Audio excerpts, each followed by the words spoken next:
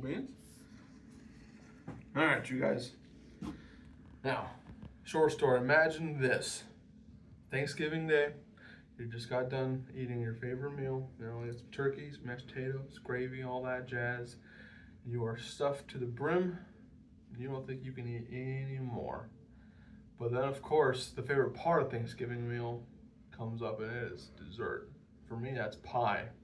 And I look over and I see my favorite pie ever. You know, I mean, pumpkin pie is good, but I don't think anything can beat a good coconut cream pie. And I want to share that blessing with all of you. So I thought it'd be nice if I taught you how to make a coconut cream pie.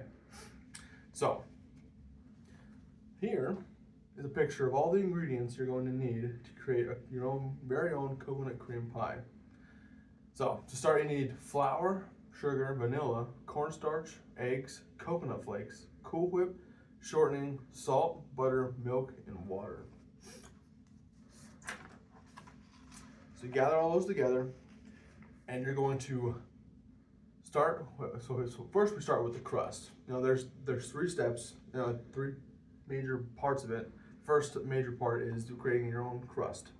So in a bowl, you're going to combine 1 cup of flour, a half teaspoon of salt, and 3.5 cup plus 1 teaspoon of shortening into a bowl. Then you're going to, using a pastry blender or by crisscrossing 2 butter knives, cut into the shortening until it is the size of small peas. If you can notice, you know, your fats are all bunched up in little peas here. Now, using a total of 2.5 teaspoons of water, slowly sprinkle the water into the flour mixture, pressing together with a fork until you are able to gather the mixture together into a ball. So now you see you're mixing it together. It's not a full, complete, like moist, you know, moist ball. It's still pretty cracked here, but it's going to be a dry crust. On a lightly floured surface, carefully roll out the crust until it is at least 13 inches in diameter. Once rolled out, carefully transfer the crust onto a rolling pin to be transferred into the pie pan, ensuring that it does not stretch or break. And now, one helpful tip about pie crust is if you stretch or break them in any way, they will shrink when it's cooking. And you don't want it to shrink. You want to keep it a complete crust. So now, carefully press the crust into the bottom and sides of the pan. Again, being careful not to stretch it. So this is it inside the pie pan, and it's pre-folded. It's just laying there in the pan. It looks pretty delicious. So now, you fold any overhanging edges underneath and flute the edges, which is when you pinch the edge of the crust between your fingers to form a beautiful design. Next, poke holes along the bottom and sides of the crust using a fork, which ensures that it does not bubble when it's cooking.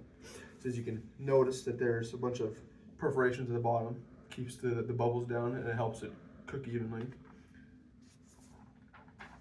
So finally, place some aluminum foil in the crust and place ceramic pie weights in the foil, which also helps it not to form bubbles.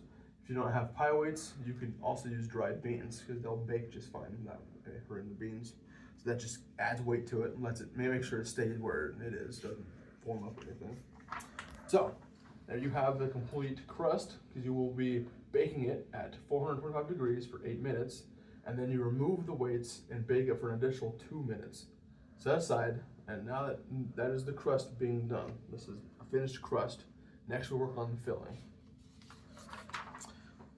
So the first step is, it is extremely important to follow each step exactly, because you can easily mess it up even if one mistake is made.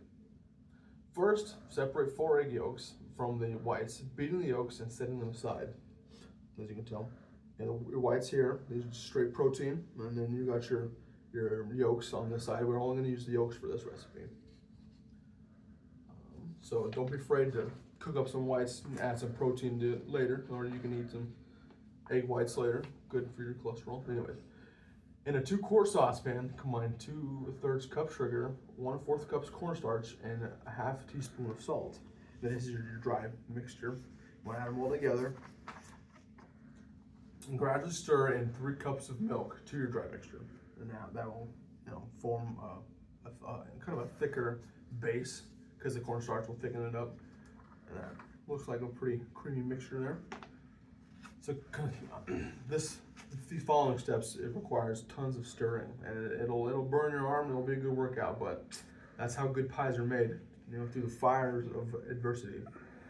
Constantly stirring. Cook mixture on medium heat until mixture thickens and boils. Boil and stir for 1 minute. So after it starts boiling. So this is us stirring it. And then immediately stir in at least 1/2 of the hot mixture gradually into the egg yolks, stirring constantly. So you want to take it slow. I'll add only half the mixture, and constantly stirring. You're going to be burning. Oh, where was that? Excuse me. There we go. Okay. Then gradually stir egg yolk mixture back into the pan, stirring constantly. Boil and stir the mixture for an additional minute, then remove from the heat. So this is us adding the whole thing into the pot, and then you remove the heat, letting it settle. To stir in 2 tablespoons of softened butter, 2 teaspoons of vanilla, and 1/4 cup of shredded coconut. This is where we're starting adding that coconut flavor. My favorite, coconut. So you're starting to see more of what the pie filling is going to turn out as. Now you pour the filling into the cooled pie crust. So you take your pie crust you made, you add the mixture you just finished cooking, and you got something that looks almost divine right there.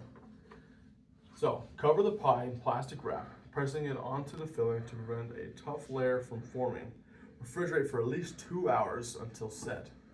Now that our pie is made, we can focus on the next step, which is the most important step, eating it. That's my favorite. So this bad boy here is the finished pie product. Everything else after this will just be more garnish. It's still very important, but it's just garnish. So before we stuff our faces, we still have to decorate the pie. Once the pie has chilled in the fridge for at least 2 hours, remove the plastic wrap and smother it with a whole 8-ounce container of Cool Whip. At some point while your pie is chilling in the fridge, you can toast your coconut in preparation. So all you have to do is spread some shredded coconut on a cookie sheet and broil it for a few minutes until brown and crispy. So this is just straight out of the bag. You put it on your cookie sheet, and you throw it in the oven and let it start to crispen up. And this is what it looks like after it is broiled for a few minutes. Now you make sure you want to stir often because you can easily burn it. They're just coconut flakes, so they're easy to burn. You gotta watch it. But there's a wonderful garnish to throw on top of a coconut cream pie. So, okay. Now once the coconut is toasted, place it on top of the whipped cream, and voila, the pie is ready to eat. Now, this is my favorite pie, and I don't think there's any pie that will beat it. And I brought one in for everyone to share, and I am excited to let everyone know. Well, I'm very grateful you were willing to let me share this part of my life with you, and